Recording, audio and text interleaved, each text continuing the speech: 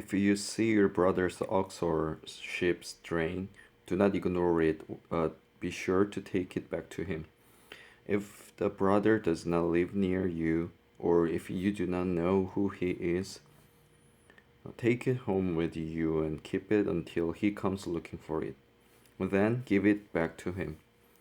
Do the same if you find your brother's donkey or his cloak or anything he loses. Do not ignore it. Ignore it.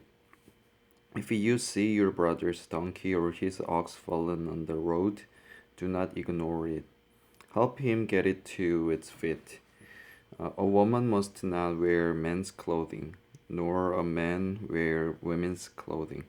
For the Lord your God detests anyone who does this. If you come across a bird's nest beside the road, either in a tree or on the ground, and the mother is sitting on the young or on the eggs, do not take the mother with the young. You may take the young, but be sure to let the mother go, so that it may go well with you and you may have a long life. When you build a new house, make a parapet around your roof, so that you may not bring the guilt of bloodshed on your house if someone falls from the roof. Do not plant all kinds of seed in your vineyard. If you do, not only the crops you plant, but also the fruit of the vineyard will be defiled. Do not plow with an ox and a donkey yoked together. Do not wear clothes of wool and linen woven together. Make tassels on the four corners of the cloak you wear. If a man takes a wife and after lying with her dislikes her and slanders her and gives her a bad name, saying, I married this woman, but when I approached her I did not find proof of her virginity, then the girl's father and mother shall bring proof that she was a virgin to the town elders at the gate. The girl's father will say to the elders, I gave my daughter in marriage to this man, but he dislikes her. Now he has slandered her and said, I did not find your daughter to be a virgin. But here is the proof of my daughter's virginity. Then her parents shall display the cloth before the elders of the town, and the elders shall take the man and punish him. They shall fine him 100 shekels of silver and give them to the girl's father, because this man has given an Israelite virgin a bad name. She shall continue to be his wife. He must not divorce her as long as he lives. If, however, the charge is true and no proof of the girl's virginity can be found, she shall be brought to the door of her father's house, and there the men of her town shall stone her to death. She has done a disgraceful thing in Israel by being promiscuous while still in her father's house. You must purge the evil from among you. If a man is found sleeping with another man's wife, both the man who slept with her and the woman must die. You must purge the evil from Israel. If a man happens to meet in a town a virgin pledged to be married, and he sleeps with her, you shall take both of them to the gate of that town and stone them to death. The girl, the girl, because she was in a town and did not scream for help, and the man because he violated another man's wife, you must purge the evil from among you. But if out in the country a man happens to meet a girl pledged to be married and rapes her, only the man who has done this shall die. Do nothing to the girl, she has committed no sin deserving death. This case is like that of someone who attacks and murders. his neighbor, for the man found the girl out in the country, and though the betrothed betrothed girl screamed, there was no one to rescue her. If a man happens to meet a virgin who is not pledged to be married and rapes her, and they are discovered, he shall pay the girl's father 50 shekels of silver. He must marry the girl, for he has violated her. He can never divorce her as long as he lives. A man is not to marry his father's wife.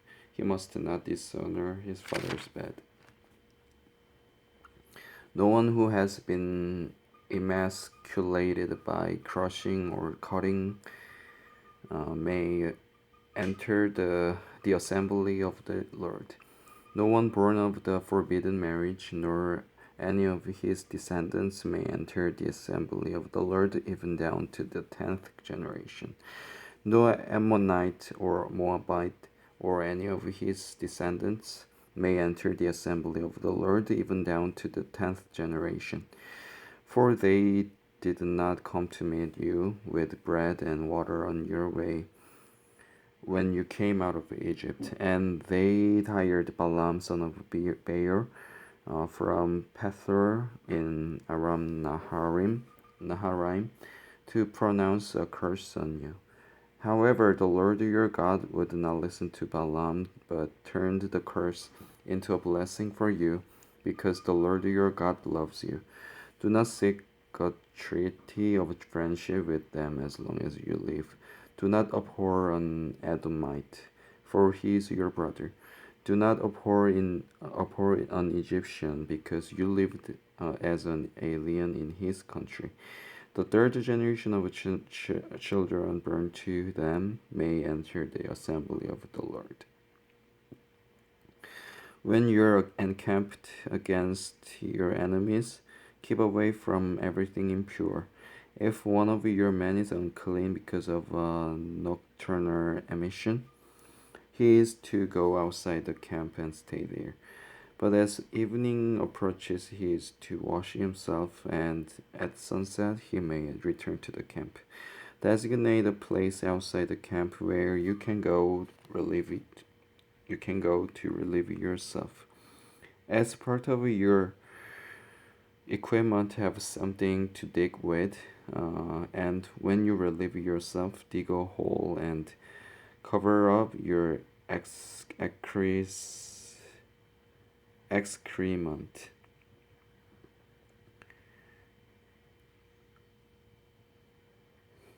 For the Lord your God moves about in your camp to protect you and to deliver your enemies to you.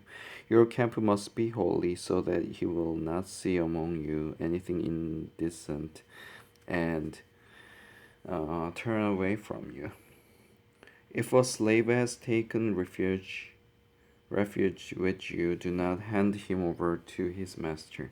Let him live among you wherever he likes and in whatever town he chooses. Do not oppress him. No Israelite man or woman is to become a shrine prostitute. You must not bring the earnings of a female prostitute or of a male prostitute into the house of the Lord your God to pay any vow, because the Lord your God detests them both. Do not charge your brother interest, whether on money or food or anything else that may earn interest. You may charge a foreigner interest, but not a brother Israelite, so that the Lord your God may bless you in everything you put your hand to in the land you're entering to possess. If you make a vow to the Lord your God, do not be slow to pay it, for the Lord your God will certainly demand it of you, and you will be guilty of sin. But if you refrain from making a vow, you will not be guilty. Whatever your lips utter, you must be sure to do, because you made your vow freely to the Lord your God with your own mouth. If you enter your neighbor's vineyard, you may eat all the grapes you want, but do not put any in your basket. If you enter your neighbor's grain field, you may pick kernels with your hands, but you must not put a sickle to his standing grain. Amen.